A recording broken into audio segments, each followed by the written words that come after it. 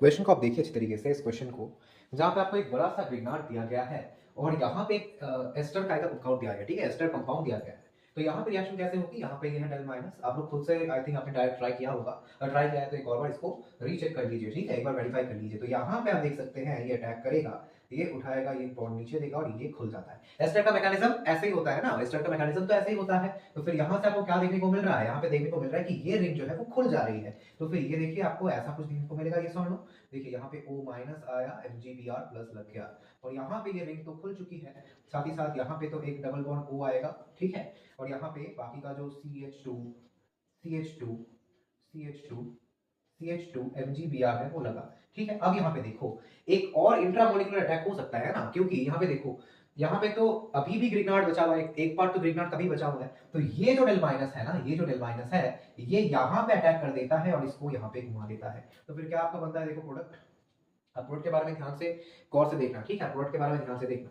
तो क्या बन रहा है, देखो 1 2 3 4 5, 5 की रिंग बन रही है, ये और नो, एक 5 की रिंग बनती हुई आपको नजर आ रही है ना, ये देखो एक मेन रिंग 5 की बन गई। अब यहाँ पे देखो ये क्या बन रहा है, एक मेन रिंग 5 की बन चुकी है। अब यहाँ पे देखो नंबरिंग कर लो, 1 2 3 4। अब यहाँ से एक्चुअली यहाँ पे अगर हम लोग नंबरिंग करें और यहाँ पे है 5, ठीक है, 5 हो गया, वेरी गुड। अब यहाँ पे देखो एक यहाँ पे लगा है हमारा CH2, ये हमारा ये आ गया बाकी का पार्ट, 1 2 3, तो 1 2 3 OH आके लगा, और यहाँ पे हमारा और कुछ नहीं है, यही है हमारा, ठीक है ना, और यहाँ पे एक O माइनस है जो कि बाद में एच कर देंगे, एक बार में हम लोग एच कर लेते हैं, ठीक है, एक बार में हमने एच कर दिया, ठीक है। समझ में आया आप सबको, आई होप आप सबको समझ में आया होगा। तो आपको आंसर दिख रहा होगा, yes the answer is B, B is our correct answer, है ना, आई थिंक बी ही है, यस। 1 2 3, 1 2 3, यहाँ पे कितना किया, 1 2 और, sorry I am really sorry, एक और यहाँ पे आएगा 3। तो हमारा आंसर कौन सा आ रहा है, यस आंसर इज बी। जहाँ पे आपको क्या देखने को मिल रहा है, यहाँ पे देखिए OH यहाँ पे आया और यहाँ से CH2 होल 3 OH यहाँ पे मिल रहा है, तो the answer will be B. B will the correct answer, जिनका भी आया सबका भी आया है, ठीक है, जिनका भी आया उनका करेक्ट आंसर है। वरना आपको एक बार ये सॉल्यूशन आप लोग देख लीजिए कैसे मैंने किया, उसके बाद हम लोग फिर से आएंगे। अब नेक्स्ट क्वेश्चन के बारे में बात करते हैं, चलिए नेक्स्ट क्वेश्चन के ऊपर चलते हैं, जो कि है क्वेश्चन नंबर 51। एक बार खुद से ट्राई कीजिए, स्क्रीन के ऊपर आपको दिख रहा होगा क्वेश्चन नंबर 51, बहुत ही बढ़िया क्वेश्चन है, यहाँ पे आपको देखने वाली बात है, आप एक बार ट्राई कर लीजिए क्वेश्चन नंबर 51 को। देख सकते हैं मैंने यहाँ पे लिख लिया इस क्वेश्चन को। अब यहाँ पे देखिए ये बहुत ही इजी क्वेश्चन है, पर आपको जस्ट ध्यान रखना है कि यहाँ पे अटैक कहाँ से होगा और क्या ये इन्वर्जन होगी या रिटेंशन होगी, वो आपको ध्यान में रखना पड़ेगा। अब ये Mg ट्राई कर दिया गया, यानी यहाँ पे ग्रिग्नार्ड आपका फॉर्म होता हुआ दिख रहा है, दैट इज MgBr, और ये सेंटर से ये डेल माइनस सेंटर है। अब ये यहाँ पे अटैक करेगा, यहाँ पे अटैक करेगा, ऑफ कोर्स यहाँ पे अटैक करेगा क्योंकि यहाँ पे लेस स्टेरिक हिंड्रेंस है। तो ये यहाँ से न्यूक्लियोफिलिक अटैक यहाँ से किया, इस रिंग को इसमें खोल दिया। अब यहाँ से देखो ये तो ऊपर वाला था ना, ये अबव था, वो जो यहाँ पे दिख रहा है आपको, जो O वाली जो रिंग है ये अबव में थी, और ये इसने पीछे से अटैक किया, यानी ये नीचे आके लग रहा है, ये सॉरी ये नीचे आके लग रहा है, ठीक है। मैं डायरेक्टली हाइड्रोलिसिस करके दिखा रहा हूं आपको, ठीक है, जिससे कि हमारा स्टेप थोड़ा सा घट जाता है। और यहाँ पे आप देखो, यहाँ पे मैंने डैश में दिखा दिया आपको, यहाँ पे मैंने डैश में दिखा दिया, और यहाँ पे आपको मिल रहा है एक OH, और यहाँ पे जो CH3 था वो CH3 बन के रह गया। तो कौन सा वाला ऑप्शन बन रहा है, इसका आंसर विल बी ए, है ना। बहुत ही इजी था क्वेश्चन, आप लोग एक बार देख लीजिए इस क्वेश्चन को मैंने कैसे हैंडल किया, ठीक है। अब नेक्स्ट क्वेश्चन की ओर बढ़ते हैं, चलिए नेक्स्ट क्वेश्चन के ऊपर हम लोग बात कर लेते हैं। नेक्स्ट क्वेश्चन आपका दिया गया है क्वेश्चन नंबर 53। क्वेश्चन नंबर 53 आपकी स्क्रीन में आ रहा होगा, अब एक बार इसको ट्राई कीजिए, क्वेश्चन नंबर 53 को एक बार ट्राई कीजिए। जैसे कि आप देख सकते हैं यहाँ पे मैंने क्वेश्चन को लिख लिया। अब यहाँ पे ध्यान से देखिएगा, इक्वेशन में यहाँ पे क्या बोला गया है। अब यहाँ को एज अ न्यूक्लियोफाइल हम लोग यहाँ पे काम कराएंगे, ये ऊपर आएगा, ये नीचे जाएगा, ये खोल देगा, क्योंकि ये एक एस्टर कंपाउंड है ना, ये एक साइक्लिक एस्टर है। तो फिर यहाँ पे क्या हुआ, यहाँ पे कुछ ऐसा आपको देखने को मिल रहा है, जो कि O माइनस MgBr प्लस यहाँ पे लगा, ठीक है, लगा, और यहाँ पे आपको देखने को मिलने वाला है यहाँ पे डबल बॉन्ड O और ये CH3। फिर से यहाँ पे देखिए न्यूक्लियोफिलिक सेंटर है, तो फिर यहाँ से एक और CH3 डबल माइनस आया, तो यहाँ से अटैक किया, इसको ऊपर उठा दिया, ठीक है। मैं एक बार में ही H3O प्लस एसिडिफिकेशन करके आपको दिखा रहा हूँ, ठीक है, एक बार में ही एसिडिफिकेशन करके आपको दिखा रहा हूँ। तो ध्यान से देखिए यहाँ पे क्या हो रहा है, ये कुछ ऐसा आया और यहाँ पे आया कुछ OH, फिर यहाँ पे देखिए यहाँ पे आया आपका OH और यहाँ पे 2 ये, ठीक है। अगर हम लोग साइक्लिक फॉर्म में लिखे तो फिर इसको क्या लिख सकते हैं, ध्यान से देखिएगा आप लोग, CH2OH CH2OH CH2 CH2 CH2 COH CH3 CH3, है ना। तो कौन सा वाला आंसर हो रहा है हमारा, देख ही सकते हैं आप लोग कि आंसर सी आ रहा है, ठीक है। जो जिनका सी आया है उनको कांग्रेचुलेशंस, अ बिग क्लैप उनके लिए, ठीक है। और जिनका सी नहीं आया है वो लोग इस मेथड को एक बार देखिए, ठीक है। बहुत इजी सा रिएक्शन है, सेम टाइप का आपका यहाँ पे मैकेनिज्म देखने को मिल रहा है। समझ में आया आप सबको, आई होप आप सबको समझ में आया होगा, ठीक है, समझ में आया है सबको। तो नेक्स्ट क्वेश्चन की ओर बढ़ते हैं, चलिए हम लोग नेक्स्ट क्वेश्चन को देख लेते हैं एक बार कि कैसे यहाँ पे चीजें हो रही है। तो नेक्स्ट क्वेश्चन है आपका 61।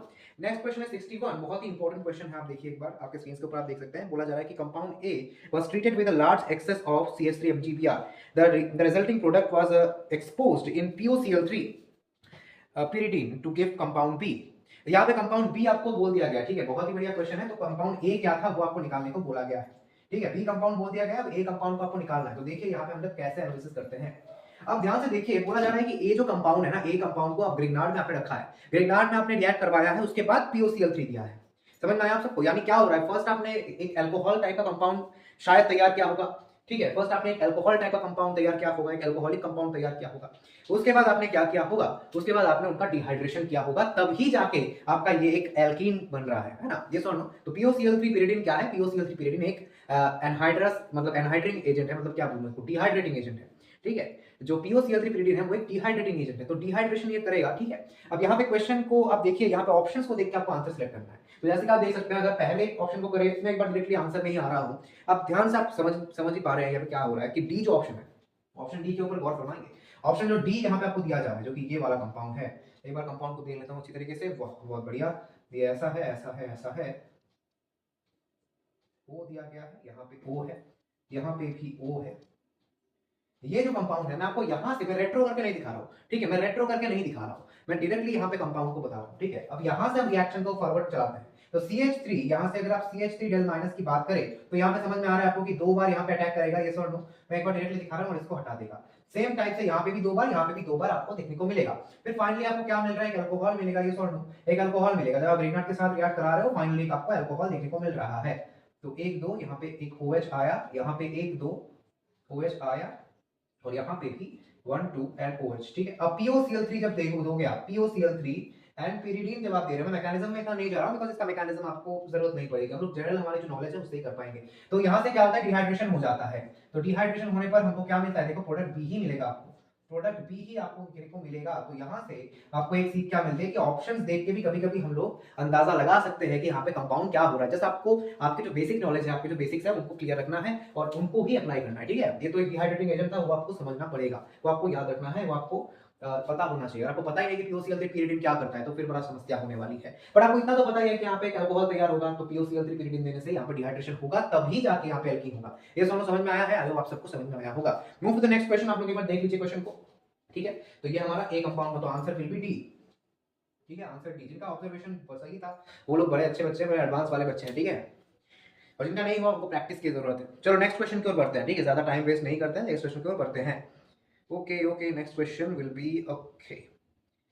सो आवर नेक्स्ट क्वेश्चन, आप लोग चले जाइए, आपको स्क्रीन के ऊपर आप देख सकते हैं, आपको नेक्स्ट क्वेश्चन दिया गया है सब्जेक्टिव प्रॉब्लम्स का एक प्रॉब्लम है, जो कि 3 वाला प्रॉब्लम है, ठीक है, MS1 का ये प्रॉब्लम है। बोला जा रहा है कि रिएक्शन में कितने RMGX लगने वाले हैं, x की वैल्यू निकालनी है, कितने RMGX यहाँ पे आपको लगेंगे, ठीक है। चलो मैंने कंपाउंड बना लिया है जिससे कि हम थोड़ा सा ज्यादा फास्ट कर पाए। अब यहाँ पे देखो कितना ज्यादा आपको, मतलब कितने मोल्स आपको या फिर कितने इक्विवेलेंट RMGX यूज करना पड़ेगा। अब यहाँ पे ध्यान से देखो, जो R डेल माइनस है, हर एक जो एस्टर वाला ग्रुप है, ध्यान से देखना, जो एस्टर वाला ग्रुप है, हमने इतने एनालिसिस किए, इतने सारे क्वेश्चंस किए, आपको पता होगा एस्टर वाले जो ग्रुप है वहां पे आपके दो यहाँ पे लग सकते हैं ना, एक यहाँ से आया, एक डेल माइनस यहाँ से आया और इसको निकालेगा, ठीक है, एक तो यहाँ से इसको निकालेगा, दूसरा यहाँ पे आएगा। सिमिलरली यहाँ पे भी 2 लगने वाले हैं, ये सब, अरे भाई यहाँ पे भी तो 2 लगेंगे, R डेल माइनस यहाँ पे भी 2 लगने वाले हैं, और यहाँ पे तो 2 लग ही गए। फिर यहाँ पे देखो R डेल माइनस जो है वो यहाँ से आके यहाँ पे खोल सकता है।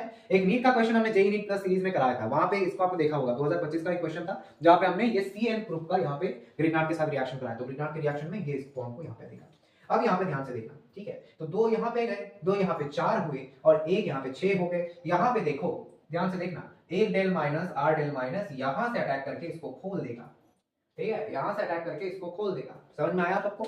यहाँ से अटैक करके यहाँ पे खोल दिया, तो आंसर कितना आएगा, आप लोग बताइए आंसर कितना आ रहा है। देखिए यहाँ पे 2, यहाँ पे 2, 4 है, ठीक है, और यहाँ पे 1 6 है, यहाँ पे 1 7 है, तो आंसर कितना आ रहा है हमारा, यस आंसर इज 7, ठीक है, 7 आया आप सबका।